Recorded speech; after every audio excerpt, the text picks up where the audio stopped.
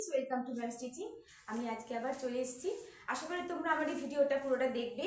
চলো আজকে আমরা দেখে নিই। আমাদের বেশ কয়েকদিন ধরে চলছে ফর্মেশন অফ ভার্ব, অর্থাৎ বিভিন্ন জায়গায় বিভিন্ন সেন্টেন্সে আমরা অ্যাকর্ডিং টু টেন্স আমরা কোথায় কোথায় ভার্বকে কীভাবে ব্যবহার করি। ফিনিট ভার্ব, নট ফাইনিট ভার্বের আগে আমি তোমাদের দেখিয়েছি। আজকে আমরা দেখব বিন এর ব্যবহার। বি ওয়াজ বিন, বি ভার্বের থার্ড ফর্ম বিন।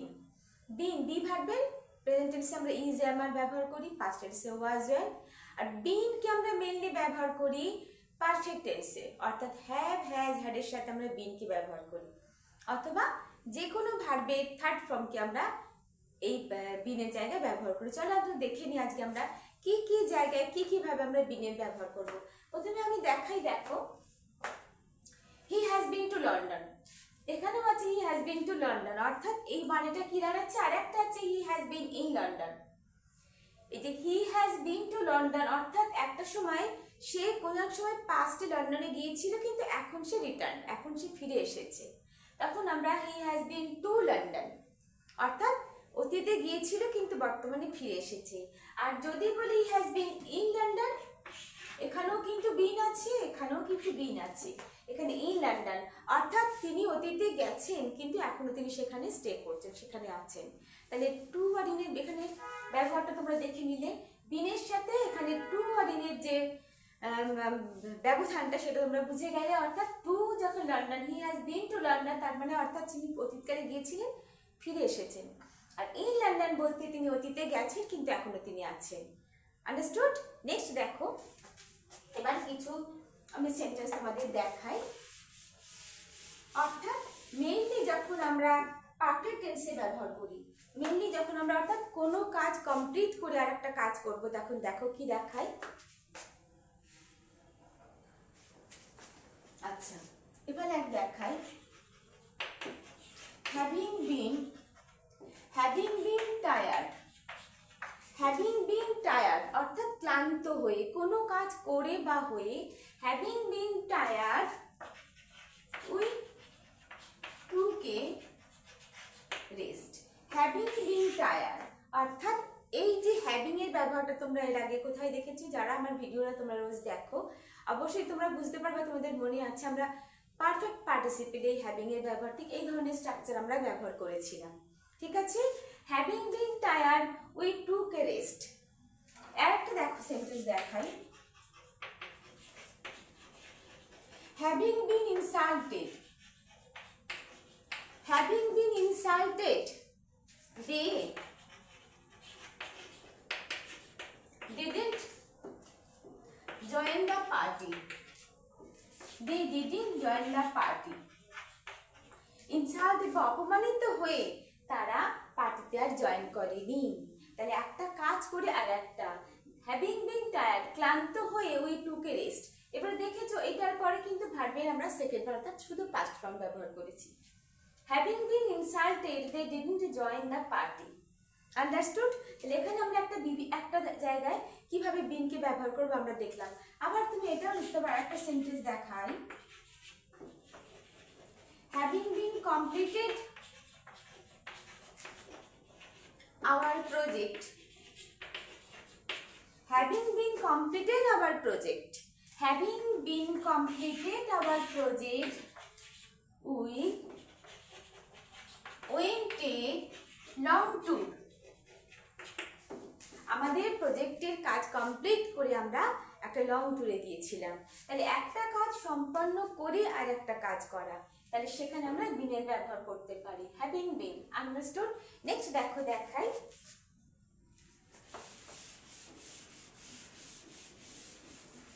যখন কোনো কাজ করা আমাদের উচিত হচ্ছে, উচিত, তখন আমরা কি ধরনের সেন্টেন্স লিখবো? We should have been. We should have been present there. We should have been present there. আমাদের সেখানে যাওয়াটা বা সেখানে উপস্থিত থাকাটা প্রয়োজন ছিল, জরুরি ছিল। We should have been. You should have been. এখানে should কিন্তু মডাল ভার্ব।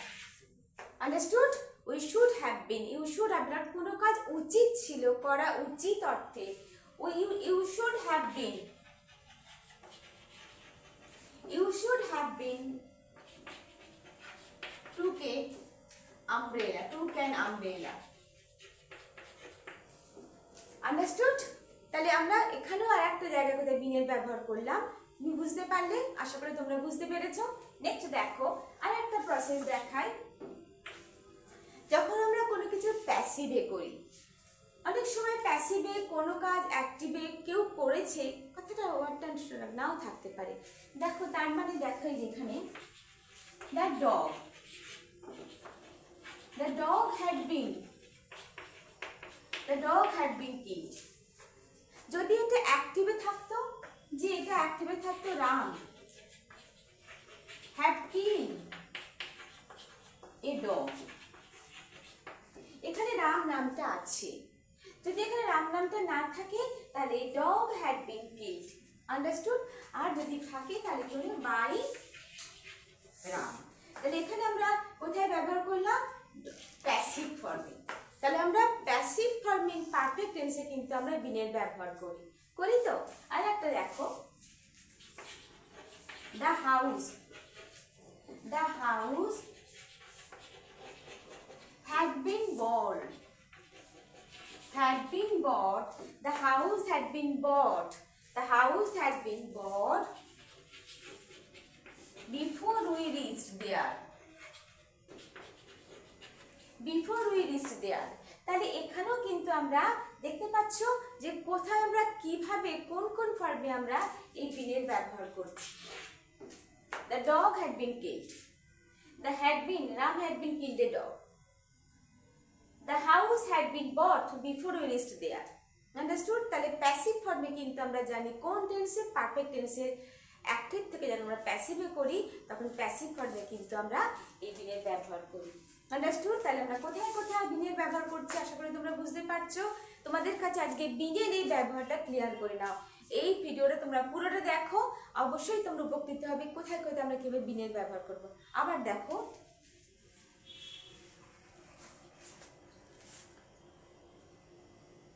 আচ্ছা এবারে আমরা দেখব যে একটা লং টাইম ধরে কোনো কাজ করা হচ্ছে যখন, তখন সেটা আমরা কোথায় ব্যবহার করি? পারফেক্ট কন্টিনিউয়াস টেন্সে।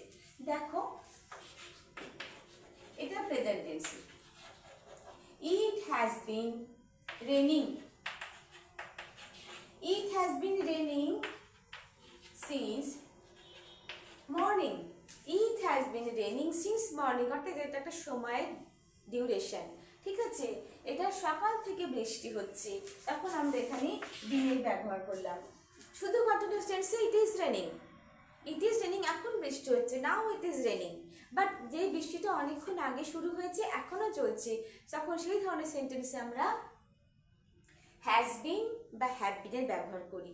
আরেকটা সেন্টেন্স দেখো,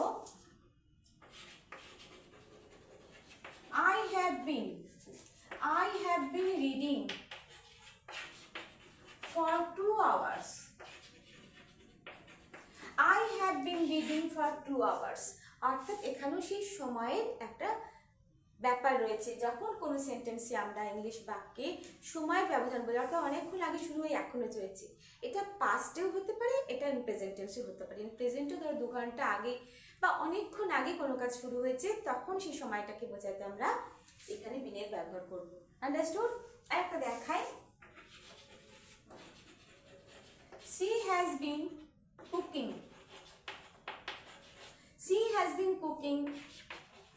for long time. তাহলে কোথায় আমরা বিনের ব্যবহার করছি? আর বিনের ব্যবহার একটা সেন্টেন্সের প্রয়োজনীয়তা যতটা, সৌন্দর্য ততটা। চলো দেখে নিই। এরপরে আমরা আর একটা সেন্টেন্স দেখে নিচ্ছি, চলো দেখে নিই। আচ্ছা ধরো আমি যদি বলি, তুমি কি কখনো লন্ডন গেছো? Have you ever been in London? তুমি কি কখনো লন্ডন গেছো? Have you ever been in London? Have you ever been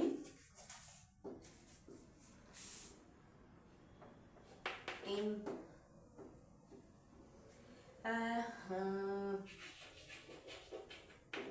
Rabindra Bharati university? তুমি কি কখন রবীন্দ্রভারতী ইউনিভার্সিটিতে গেছো? Have you ever been Rabindra Bharati university? তাহলে আমরা এখানেও দেখো, কখনো কোনো কিছু তোমার জিজ্ঞেস করছে কোনো কাজটা কমপ্লিট হয়েছে কি, তুমি কি করেছো, তুমি কি দেখেছো, তখন আমরা সেখানে বিনের ব্যবহার করছি। কোথায়? ইন্টারোগেটিভ সেন্টেন্সে। Have you ever been? তাহলে আশা করি তোমরা আজকে বিনের এই ব্যবহারটা খুব সহজে বুঝতে পেরেছো। কোনো কাজ একটা কমপ্লিট করে আর একটা কাজ আমরা করছি, সেখানে আমরা দেখিয়েছি। যখন একটা সময়ের ডিউরেশন, সেখানে তোমরা দেখেছো। কোনো কাজ উচিত অর্থে আমরা বিনের ব্যবহার করছি, সেখানে তোমরা দেখেছো। কোথাও আমরা স্টে করছি, কোথাও স্টে করেছি, এখন করছি না, সেখানেও তোমরা দেখেছো। তাহলে কোথায় কোথায় আমরা বিনের ব্যবহার করেছি, আশা করি তোমাদের এই ভিডিওটা আজকে বোঝাতে পেরেছি। যদি তোমাদের মনে হয় ভিডিওটা তোমরা আবার দেখো, আর অবশ্যই যদি ভালো লাগে তাহলে একটা কমেন্ট করো, লাইক করো। Tata bye.